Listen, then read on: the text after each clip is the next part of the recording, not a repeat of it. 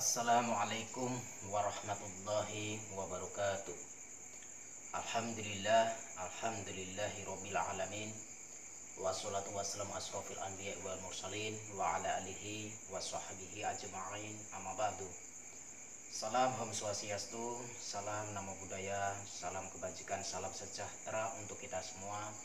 Salam saya sampaikan khususnya kepada guru-guru saya, para alim ulama yang saya cintai, dan khususnya salam saya sampaikan untuk jamaah Padepokan Cakra Lodaya Nusantara dimanapun berada yang dirahmati Allah. Dan wabil khusus salam saya sampaikan tidak lupa khususnya untuk sahabat-sahabat, sedulur-sedulur setia dimanapun berada. Alhamdulillah bertemu kembali dengan saya Nur Samsun. Kali ini saya pengen memberikan ijazah atau berbagi keilmuan.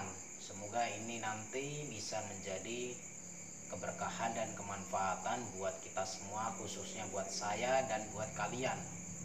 Nah, sebelumnya nanti dengarkan, dan kalau pengen mengamalkan ilmu ini boleh tulis di kolom komentar qabiltu hijayatuka. Insya Allah apabila sudah komentar qabiltu hijayatuka, maka sudah saya halalkan untuk mengamalkan atau memakai atau menerapkan ilmu ini. Namun kalau tidak komentar qabiltu hijayatuka, maka haram untuk mengamalkan ilmu ini ya. Sebelum saya memberikan ijazah ini, saya pengen sedikit bercerita. Ini amalan ini, ke ilmu ini dinamakan ilmu Brojo Musti. Kebanyakan orang banyak yang salah paham mengenai ilmu Brojo Musti. Kalau orang-orang zaman pesantren, dulu saya di pesantren itu ngaji di kitab Al-Afaq karangan Al-Imam Ghazali dan kitab-kitab hikmah yang lain lah, kitab-kitab hikmah yang lain. Itu kalau mengenai masalah Brojo Musti alias asma ukul, biasanya menggunakan kalimat waida batostum jabarin. Nah, namun yang sebenarnya bukan itu. Waida batostum jabarin itu sebetulnya untuk ruqyah ya, untuk ru'yah, bukan untuk ilmu Brojo Musti, bukan. Jadi salah paham. Mungkin banyak kiai atau ustadz yang ngaji kitab hikmah itu belum paham atau mungkin kurang mengerti tentang ilmu Brojo Musti yang sebenarnya. Ilmu Brojo Musti itu sebenarnya ilmu dari kejawen, ilmu kejawen, namun sebenarnya tidak kejawen sih, karena ilmu ini namanya kan Jawa, Brojo Musti. Ilmu ini sangat kuat dan sangat langka, karena ilmu ini biasanya digunakan oleh para pendekar-pendekar tempo dahulu dan para alim ulama tempo dahulu. Dan ilmu ini yang saya turunkan nanti ini sangat langka dan sangat jarang sekali kiai atau ustadz atau santri yang tahu ilmu ini. Mungkin tahu namanya tapi tidak tahu cara menggunakannya, terus cara mengamalkannya, terus mantranya, doanya seperti apa, mungkin salah. Nah, maka dari itu akan saya luruskan dan akan saya jelaskan terlebih dahulu sebelum memberikan ijazahnya. Jadi ilmu ini sebenarnya bukan untuk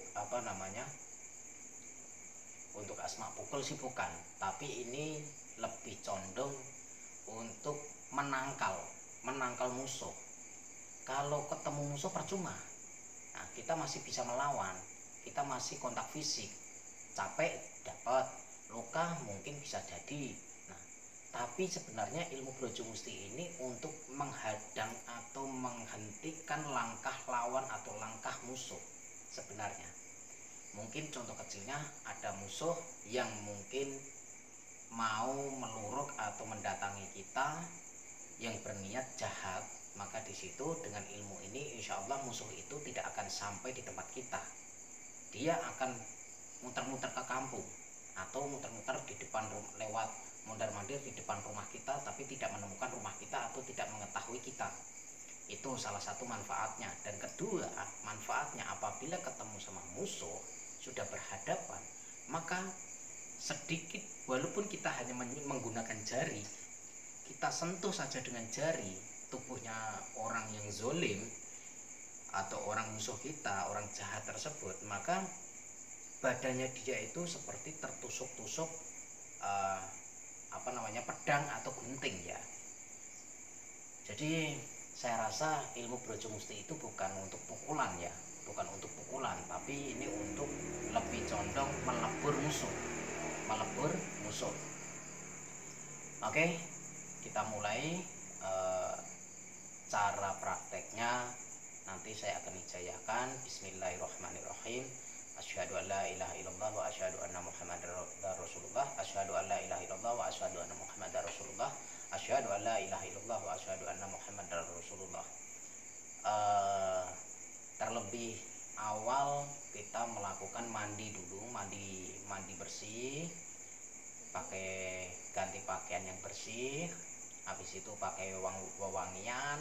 Nah, kita jalankan amalannya ini. Amalan ini bacaannya seperti ini. Bismillahirrahmanirrahim. Trep-trep ing awakku, gebar-gebar panuwunku, kade gerah sabawaku. Ingat, trep-trep ing awakku, gebar-gebar panuwunku, kade gerah subawaku, kade gunting drijiku, watu ireng ing tanganku, sang ketrajang remuk ajur, meksa ing tanpa banyu, hiya tanpa Brojo Musti, la ilaha illallah Muhammadur Rasulullah. Nah, ilmu ini, mantranya ini, jadi kalau saya selain menggunakan mantra ini, saya dimulai dengan tawasul biasanya. Tawasul saya itu kirim doa Al-Fatihah kepada baginda Rasulullah SAW, terus malaikat 4, Jibril, Mikael, Israfil, dan seterusnya, malaikat 4 ya. Terus sahabat seperti sahabat Sayyidina Ali, Umar, Utsman, Abu Bakar, seperti itu. Terus saya kirim doa Al-Fatihah khususnya untuk rajanya para wali, yaitu Syekh Abdul Qadir Al-Jailani. Setelah itu kepada keturunan-keturunan saya, dari ibu, ayah, terus keturunan ibu dan keturunan ayah. Yang saya ketahui, kalau dari keturunan ayah saya menemukan sanad-sanad saya itu dari ayah itu ada sekitar 19 nasab, 19 keturunan. Saya ini nomor 19. Kalau yang dari ibu itu saya sampai ke nomor 38 atau 37, saya lupa, 38 kalau enggak 37. Nah, jadi amalan ini setelah tawasul saya langsung membaca mantra-mantra ini. Bagaimana cara membacanya? Saya membaca, jadi awalnya dulu saya itu puasa mutih 7 hari. Puasa mutih itu yang dimakan itu cuma nasi putih sama air putih minumnya. Selain dua perkara ini, dua bentuk ini tidak boleh dimakan, tidak boleh masuk ke tubuh. Nasi putih sama air putih, nah itu yang boleh masuk ke dalam tubuh, itu selama 7 hari. Namun ada tata caranya. Dulu saat saya belajar ilmu ini saya diajari oleh guru saya, dan guru saya mengajari saya cara puasanya itu hari pertama itu makan nasi 7 kepal ya, 7 kepal. Jadi nasi itu dikepel-kepel gini, dikepel-kepel. Nah, kalau sudah bulat baru dimakan dikit-dikit. Tidak boleh nambah. Cuman 7 kepal ya, tidak boleh kurang, tidak boleh lebih. Nah, harus pas 7 kepal, seperti kepalan tangan kita sendiri. Itu hari pertama. Hari kedua berkurang 1, berarti 6 kepal. Hari 3 5 kepal. Hari 4 hari keempat 4 kepal. Hari ketiga 3 kepal. Terus sampai selesai. Dan di situ nanti bacaannya itu mantra ini dibaca setiap habis sholat fardu. Setiap habis sholat fardu.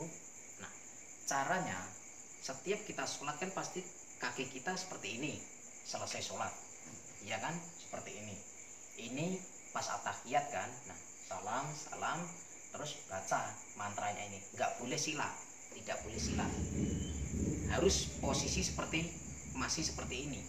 Nah, langsung baca mantranya sampai selesai. Nah, setelah selesai tiupkan di tangan kanan. Nah, kanan ya, kalau begini kanan, terus dipukul-pukulkan bagian telapak kaki, dipukul-pukulkan 3 kali. Setelah itu baru boleh sila. Nah, baca mantranya ini kalau saya membaca ini sebanyak 11 kali. Nah, trep-trep ing awakku gebar-gebar panuwunku kadhe gerah, subawaku kadhe gunting drijiku, watu ireng ing tanganku, sang ketrajang remo ajur meksa ing tanpa banyu, iya aku brojo musti la ilaha illallah Muhammad Rasulullah, itu sebanyak 11 kali. Setelah itu belum cukup, nanti tengah malam, setiap di tengah malam itu masih diamalkan. Nah, cara mengamalkannya itu kalau di pesantren dulu masih kalau masak itu bukan pakai kompor tapi pakai pawon ya, pakai pawon. Kalau orang Jawa mungkin tahu ya, yang terbuat dari bata itu kan pawon. Nanti masaknya pakai kayu bakar. Nah, tapi di saat malam hari kan tidak dipakai masak, itu tidak dipakai pawonnya, itu dikasih blabak atau papan ya, kayu papan nanti atau triplek. Nah, dikasih sajadah, habis itu sila menghadap ke kiblat, silanya begini, kakinya begini menyilang. Nah, sila kakinya menyilang. Kalau yang tidak bisa latihan, nah, baca mantranya ini sebanyak 41 kali. Kalau selesai langsung tangan tiupkan begini, tangannya begini.